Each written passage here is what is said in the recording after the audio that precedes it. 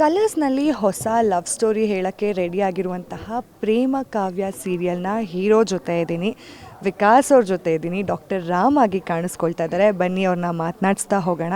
ಈಗ ಹೊಸ ಟ್ರ್ಯಾಕು, ಹೊಸ ಲವ್ ಸ್ಟೋರಿ, ಹೇಳಿ ಅದ್ರ ಬಗ್ಗೆ. ಮೊದಲನೇದಾಗಿ ಎಲ್ರಿಗೂ ನಮಸ್ಕಾರ. ಹೊಸ ಜರ್ನಿ ಕಲರ್ಸ್ ಕನ್ನಡದಲ್ಲಿ ಇದು ನನ್ನ 2ನೇ ಬಾರಿ ಬರ್ತಾ ಇದ್ದೀನಿ. ಸೊ ಫಸ್ಟ್ ಬಂದು ಪೋಷಕ ಪಾತ್ರ, ಒಂದು ತಮ್ಮನ ಕ್ಯಾರೆಕ್ಟರ್ ಮಾಡ್ತಿದ್ದೆ. ಈಗ ಕಲರ್ಸ್ ಕನ್ನಡ ಮುಖಾಂತರ ಒಬ್ಬ ನಾಯಕ ನಟ ಆಗಿ ಮಾಡ್ತಿರೋದು ಬಹಳಷ್ಟು ಖುಷಿ ಇದೆ, ಹಾಗೆ ಜವಾಬ್ದಾರಿ ಜಾಸ್ತಿ ಆಗಿದೆ. ಸೊ ಈಗ ಡಾಕ್ಟರ್ ರಾಮ್ ಆಗಿ ಕಾಣಿಸ್ಕೊಳ್ತಿದ್ರು. ಪ್ರಿಪ್ರೇಷನ್ಸ್ ಏನಾದರೂ ಇತ್ತಾ? ಅಂದರೆ ಪ್ರೊಫೆಷ್ನಲ್ ಆಗಿ ಕಾಣಿಸ್ಕೋಬೇಕಾಗಿರೋದ್ರಿಂದ ಏನಾದರೂ ಡಾಕ್ಟರ್ಸ್ ಸಜೆಷನ್ಸ್ ಎಲ್ಲ ತೊಗೊಂಡ್ರಾ? ಯೂಶ್ವಲಿ ಯಾವುದೇ ಒಂದು ಪಾತ್ರ ಮಾಡಬೇಕಾದ್ರೆ ತನ್ನದೇ ಆದಂಥ ಒಂದು ಹಾರ್ಡ್ ವರ್ಕ್ ಇರುತ್ತೆ, ಇಲ್ಲ ಒಂದು ಹೋಮ್ ವರ್ಕ್ಸ್ ಅಂತ ಇರುತ್ತೆ. ಈಗ ನಾನು ಮಾಡ್ತಿರೋ ಪಾತ್ರ ಹೆಂಗಿದೆ ಅಂದರೆ, ಒಂದು ಡಾಕ್ಟರ್ ರಾಮ್ ಅನ್ನೋದೊಂದು ಕ್ಯಾರೆಕ್ಟರ್ ಒಂದು ಡಾಕ್ಟರು. ಸೊ ಹಾಗಾಗಿ ಒಂದು ಡಬಲ್ ನಾರ್ಮಲ್ ಆದರೆ ನಾರ್ಮಲಾಗಿ ಹೋಗಿ ಬರೋದು ಎಲ್ಲ ಇರುತ್ತೆ. ಬಟ್ ಡಾಕ್ಟರ್ ಅಂತ ಬಂದಾಗ ದ ವೇ ಆಫ್ ವಾಕಿಂಗ್ ಆಗಿರ್ಬೋದು, ನಮ್ಮ ಸ್ಟೈಲ್ ಆಗಿರ್ಬೋದು, ನಾವು ಮಾತಾಡೋವಂಥದ್ದಾಗಿರ್ಬೋದು, ಇಲ್ಲ ನಾವು ಹೇಗೆ ಹ್ಯಾಂಡಲ್ ಮಾಡ್ತೀವಿ ಜನಗಳನ್ನ ಅನ್ನೋದು. ಸೊ ಇದೆಲ್ಲ ಒಂದು ಮ್ಯಾಟರ್ ಆಗುತ್ತೆ. ಸಾಕಷ್ಟು ರೆಫರೆನ್ಸಸ್ ತೊಗೊಂಡಿದ್ದೀನಿ, ಸಾಕಷ್ಟು ಹೋಮ್ವರ್ಕ್ಸ್ ಮಾಡಿದ್ದೀನಿ. ಐ ಹೋಪ್ ಜನಕ್ಕೆ ಇಷ್ಟ ಆಗುತ್ತೆ ಅಂತ ಅಂದ್ಕೊಂಡಿದ್ದೀನಿ. ಈಗ ನಿಮ್ಮ ಅಣ್ಣ ನೋಡಿದ್ರೆ ಫುಲ್ ರೌಡಿ, ನೀವು ನೋಡಿದ್ರೆ ಫುಲ್ ಸೈಲೆಂಟು. ಹೇಗೆ ಮನೇಲಿ ಹೇಗಿರ್ತಾರೆ ಮಹಾದೇವ್ ಮತ್ತು ರಾಮ್? ಮಹಾದೇವ್ ಮತ್ತು ರಾಮು ಅದು ಸ್ವಂತ ಅಣ್ಣ ತಮ್ಮ ಥರನೇ ಇರ್ತಾರೆ. ಅಂದರೆ ಈಗ ಸಂಬಂಧದಲ್ಲಿ ದೊಡ್ಡಮ್ಮನ ಮಗ ಅನ್ನೋದೊಂದು ಬಿಟ್ಟರೆ, ಸ್ವಂತ ಅಣ್ಣ ತಮ್ಮ ಯಾವ ರೀತಿ ಇರ್ತಾರೆ ಅದಕ್ಕಿಂತ ಹೆಚ್ಚಾಗಿದ್ದೀವಿ. ಅಂದರೆ ನನ್ನ ಪ್ರತಿಯೊಂದು ಕಷ್ಟದಲ್ಲೂ ಸುಖದಲ್ಲೂ ಅಣ್ಣ ಇರ್ತಾನೆ, ಅವನ ಕಷ್ಟದಲ್ಲೂ ಸುಖದಲ್ಲೂ ನಾನಿರ್ತೀನಿ. ಅಂದರೆ ನಾನು ಮಾತೇ ಆಡಲ್ಲ ಅಂತಲ್ಲ, ಮಾತಾಡ್ತೀನಿ. ಬಟ್ ಸ್ವಲ್ಪ ಇಂಟ್ರೋವರ್ಟ್. ಅಂದರೆ ನನ್ನ ಅವಶ್ಯಕತೆ ಇತ್ತು ಮಾತಲ್ಲಿ ಅಂದರೆ ನಾನು ಮಾತಾಡ್ತೀನಿ, ಇಲ್ಲ ಅಂತಂದರೆ ಇಲ್ಲ. ಅದು ಬಿಟ್ಟರೆ ಮನೇಲಿ ಎಲ್ಲರೂ ಮೇಲೂ ಹೆಂಗೆ ಅಣ್ಣ ತಮ್ಮಂದಿರು ಇರ್ತಾರೆ, ಅದೇ ರೀತಿ ನಾವೇ ಖುಷಿಯಾಗಿ ಮಾತಾಡ್ಕೊಂಡು ಇರ್ತೀವಿ. ಅಂದರೆ ಆ್ಯಕ್ಚುಲಾಗಿ ಡಾಕ್ಟರ್ ರಾಮ್ ಪರ್ಸ್ನಾಲಿಟಿ ಹೇಗಿದೆ ಅಂತ, ಯಾಕಂದರೆ ನಾವು ಪ್ರೇಮನ ನೋಡಿದ್ರೆ ನಿಮ್ಮ ಆಪೋಸಿಟ್ ಪೋಲ್ ಅವರು, ನೀವು ಸೌತ್ ಆದರೆ ಅವರು ನಾರ್ತು. ಸೊ ಹೇಳಿ, ನಿಮ್ಮ ಪರ್ಸ್ನಾಲಿಟಿ ಹೇಗಿದೆ? ಸೊ ಡಾಕ್ಟರ್ ರಾಮ್ ಬಂದು ತುಂಬ ತಾಳ್ಮೆ ಇರುವಂಥ ವ್ಯಕ್ತಿ. ಅಂದರೆ ದುಡ್ಕಲ್ಲ, ಪ್ರತಿಯೊಂದೂ ತಾಳ್ಮೆಯಿಂದ ನೋಡಿ ಇದು ಮಾತಾಡದೆ ಅವ್ರಿಗೆ ಅರ್ಟ್ ಆಗುತ್ತೋ ಇಲ್ವೋ, ಇದು ನಾನು ಮಾತಾಡ್ತಿರೋದು ಸರಿನಾ ಅಂತ ಯೋಚನೆ ಮಾಡಿ ಮಾತಾಡೋನು. ಆಮೇಲೆ ಜೊತೆಗೆ ಇನ್ನೊಂದೇನು ಅಂದರೆ, ಮನೆಗಾಗಲಿ ಮನೆತನದ ಗೌರವಕ್ಕೆ ಯಾವುದೇ ರೀತಿಯ ಧಕ್ಕೆ ಆಗದಿರೋಂಗೆ ನೋಡ್ಕೊಳ್ಳೋವಂಥ ವ್ಯಕ್ತಿ. ಸ್ವಲ್ಪ ಇಂಟ್ರೋವರ್ಟ್, ಅಂದರೆ ಹೆಚ್ಚಾಗಿ ಮಾತಾಡಲ್ಲ ಅನ್ನೋದು ಬಿಟ್ಟರೆ ಸಿಂಪಲ್ ಆಗಿರ್ತಾನೆ, ಡಿಸೆಂಟ್ ಆಗಿರ್ತಾನೆ, ಎಜುಕೇಟೆಡ್ ಆಗಿದ್ದಾನೆ. ಅಂದರೆ ಮಹಾದೇವ ಸ್ವಲ್ಪ ಓದಿಲ್ಲ, ಇವನು ಎಜುಕೇಟೆಡ್ ಆಗಿರ್ತಾನೆ. ಎಲ್ಲ ಮನೆ ಜವಾಬ್ದಾರಿನ ತೊಗೊತಾನೆ, ಮನೆಗೆ ಯಾವುದೇ ರೀತಿ ಹಾನಿ ಆಗದಿರಂಗೆ, ಅದೆಲ್ಲ ಮನೆಯವ್ರಿಗೆ ಯಾವುದೇ ರೀತಿಯ ಪ್ರಾಬ್ಲಮ್ ಆಗದಿರಂಗೆ ಶ್ರಮಿಸೋ ಜೀವಿ ಅಂತ ಹೇಳ್ಬೋದು. ಸೊ ಇದು ಡಾಕ್ಟರ್ ರಾಮ್ ಅಂತ ಅಂದರೆ. ಈಗ ನಿಮ್ಮ ಪರಿಚಯ ಭಾಗ್ಯಲಕ್ಷ್ಮಿ ಸೀರಿಯಲ್ನ ಮುಖಾಂತರ ಆಯಿತು, ಕಲ್ಯಾಣೋತ್ಸವದಲ್ಲಿ. ಆವಾಗೇ ಗೊತ್ತಾಗಿದ್ದು, ಅಂದರೆ ಪ್ರಿಯಾ ಅವ್ರು ಎಷ್ಟು ಮಾತಾಡ್ತಾರೆ, ನೀವು ಎಷ್ಟು ಕಡಿಮೆ ಮಾತಾಡ್ತೀರಾ ಆ್ಯಸ್ ಎ ಪ್ರೇಮ.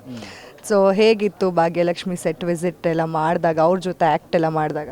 ಖುಷಿ ಇತ್ತು. ಅಂದರೆ ಭಾಗ್ಯಲಕ್ಷ್ಮಿನ ನಾನು ಚಿಕ್ಕ ವಯಸ್ಸಿಂದ ಅಂತ ಹೇಳಿ ತಪ್ಪಾಗುತ್ತೆ, ಬಂದಿದ್ದೆಲ್ಲ ಕೆಲವೊಂದು ವರ್ಷದಿಂದ. ಸೊ ಅವ್ರ ಜೊತೆ ಮಾಡಿದ್ದು ಸಿಕ್ಕಾಪಟ್ಟೆ ಖುಷಿ ಆಯಿತು. ಸುಷ್ಮಾ ಅವ್ರ ಬಗ್ಗೆ ನಾವು ಹೇಳೋಕೆ ಎಲ್ರಿಗೂ ಗೊತ್ತಿಲ್ಲ, ಜನಕ್ಕೆ ಎಲ್ರಿಗೂ ಸಿಕ್ಕಾಪಟ್ಟೆ ಖುಷಿ ಇತ್ತು. ಟೀಮ್ ತುಂಬ ಚೆನ್ನಾಗಿದೆ, ಖುಷಿ ಆಯಿತು ವರ್ಕ್ ಮಾಡಿ. ಅಂದರೆ ಈಗ ನಿಮ್ಮ ಫಸ್ಟ್ ಪ್ರೋಮೋ, ಅಂದರೆ ನಿಮ್ಮ ಇಂಟ್ರೊಡಕ್ಷನ್ ವಿಡಿಯೋ ಕೂಡ ಫುಲ್ ಡಿ ಬಾಸ್ ಸಿನಿಮಾ ನೋಡೋಕ್ಕೆ ಹೋಗಿದ್ದಾಗ ಬರುವಂತಹ ಒಂದು ಇಂಟ್ರೊಡಕ್ಷನ್ ಸೀನ್ ಅದು. ಅಂದರೆ ನಿಮಗೋಸ್ಕರ ಪಾಪ ಟಿಕೆಟ್ ಎಲ್ಲ ತೊಗೊಂಬಂದು ಕೊಡ್ತಾರೆ ಸಿನಿಮಾ ನೋಡೋದಕ್ಕೆ. ಹೇಳಿ ಆ ಪ್ರೋಮೋ ಕಾನ್ಸೆಪ್ಟ್ ಬಗ್ಗೆ. ಪ್ರೋಮೋ ಕಾನ್ಸೆಪ್ಟ್ ಬಂದು ನಮ್ಮದು ನೀವೆಲ್ಲ ಹಿಂಗೆ ಹೇಳಿದ್ರೆ ಈಗ ನಾನೊಬ್ಬ ಆ್ಯಕ್ಟರು, ಅವರು ಈಗ ಡೈರೆಕ್ಟರ್ ಏನು ಹೇಳ್ತಾರೆ, ಪ್ರೊಡ್ಯೂಸರ್ ಏನು ಕತೆ ಅವ್ರದ್ದೇನಿರುತ್ತೆ ಅದಕ್ಕೆ ಹೋಗಿ ಆ್ಯಕ್ಟ್ ಮಾಡಿ ಬರ್ತೀವಿ. ಕಥೆಲಿ ಇದ್ದಿದ್ದೇನು ಅಂದರೆ, ಪ್ರೇಮ ಡಿ ಬಾಸ್ನ ಸಿಕ್ಕಾಪಟ್ಟೆ ಅಂದರೆ ಫ್ಯಾನ್ ಆಗಿರ್ತಾರೆ, ಅವ್ರ ಬಾಸ್ ಅಂತ ಇರ್ತಾರೆ, ಅವ್ರ ಮೂವಿ ನೋಡಬೇಕು ಅಂತ ಇರ್ತಾರೆ. ನನಗೂ ಮೂವಿ ನೋಡಬೇಕು ಅಂತ ಇರುತ್ತೆ, ಅಂದರೆ ಹೋಗಿ ನೋಡಬೇಕು ಅನ್ನೋದಿರುತ್ತೆ. ನನಗೂ ಡಿ ಬಾಸ್ ಅಂದರೆ ಅಷ್ಟೇ ಇಷ್ಟ ಇರುತ್ತೆ.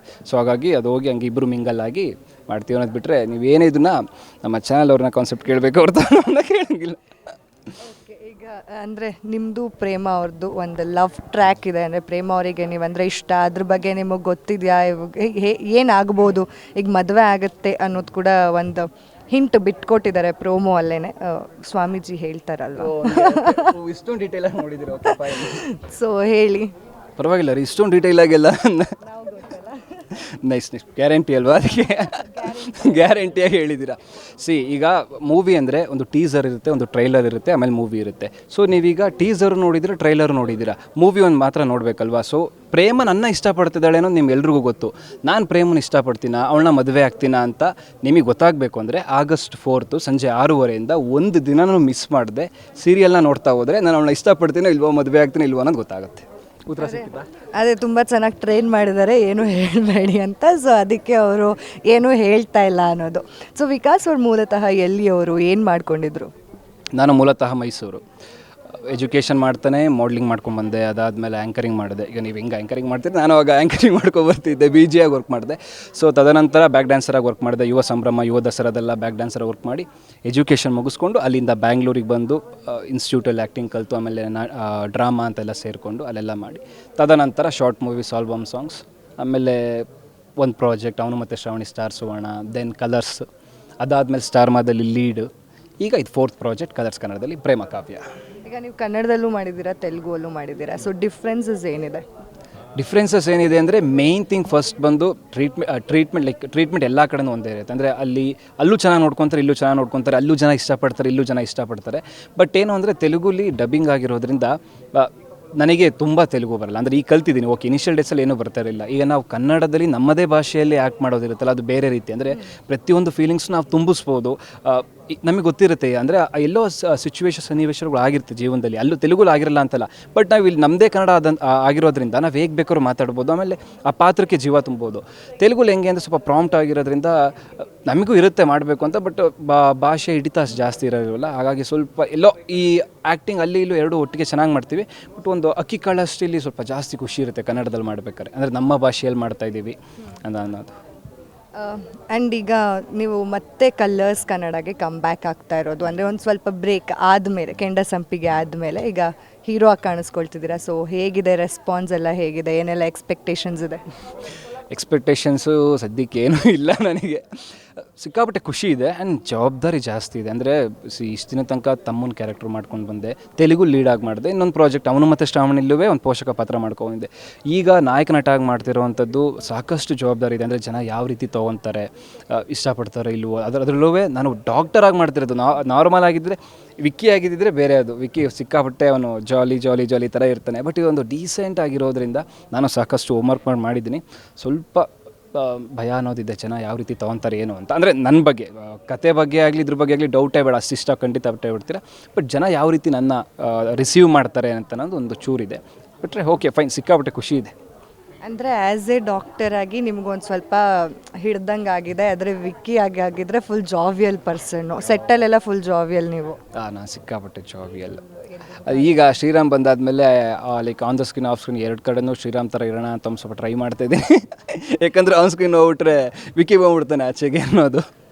ಸೊ ಹಾಗಾಗಿ ನಾರ್ಮಲಾಗಿ ಎಕ್ಸ್ಟ್ರೋವರ್ಟ್ ನಾನು. ಶ್ರೀರಾಮ್ ಮಾತ್ರ ಇಂಟ್ರೋವರ್ಟು, ವಿಕ್ಕಿ ಎಕ್ಸ್ಟ್ರೋವರ್ಟ್.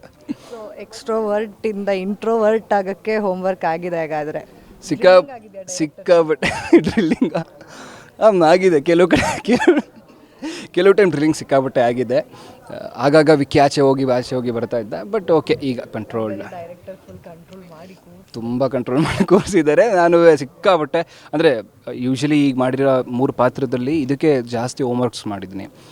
ಜನಕ್ಕೆ ಇಷ್ಟ ಆಗಲೇಬೇಕು, ಆಮೇಲೆ ಪಾತ್ರ ಆಗಿದೆಯಲ್ಲ, ಹಾಗಾಗಿ ಆ ಮ್ಯಾನರಿಸಮ್, ಸ್ಟೈಲ್, ಅದ್ರ ಬಗ್ಗೆ ಸಾಕಷ್ಟು ವರ್ಕೌಟ್ಸ್ ಮಾಡಿದ್ದೀನಿ. Thank you so much. ಹಾಗೆ ನೀವೇ ಹೇಳಿಬಿಡಿ ನಮ್ಮ ವೀಕ್ಷಕರಿಗೆ, ಯಾವಾಗಿಂದ ಪ್ರೇಮ ಕಾವ್ಯ ಬರ್ತಿದೆ, ಹಾಗೆ ನಿಮ್ಮ ಪಾತ್ರ ಈಗಾಗಲೇ ಆಲ್ರೆಡಿ ಹೇಳಿದ್ದೀರಾ. ಸೊ ನಿಮ್ಮ ಪಾತ್ರದ ಬಗ್ಗೆ ಇನ್ನೊಂದು ಸಲ ಯಾಕೆ ನೋಡಬೇಕು ಅನ್ನೋದು? ಪ್ರೇಮ ಕಾವ್ಯ ಏನಕ್ಕೆ ನೋಡಬೇಕು ಅಂದರೆ, ಎಲ್ರಿಗೂ ಅದನ್ನೇ ಹೇಳ್ತಿದ್ದೀನಿ, 6 ವರ್ಷದಿಂದ 60 ವರ್ಷ ಆಗಿರೋವರೆಗೂ ಎಲ್ಲರೂ ನೋಡ್ಬೋದು. ಅಂದರೆ ಎಲ್ಲ ಥರದ ಜಾನರ್ ಇದೆ, ರೊಮ್ಯಾಂಟಿಕ್ ಆಗಿರ್ಬೋದು, ಇಲ್ಲ ಕಾಲೇಜ್ ಲೈಫ್ ಥರದ್ದಾಗಿರ್ಬೋದು, ಎಮೋಷ್ನಲ್ ಅಟ್ಯಾಚ್ಡ್ ಆಗಿರೋ ಪರ್ಸನ್ಸ್ಗೆ ಎಮೋಷನ್ಸ್ ಆಗಿರ್ಬೋದು.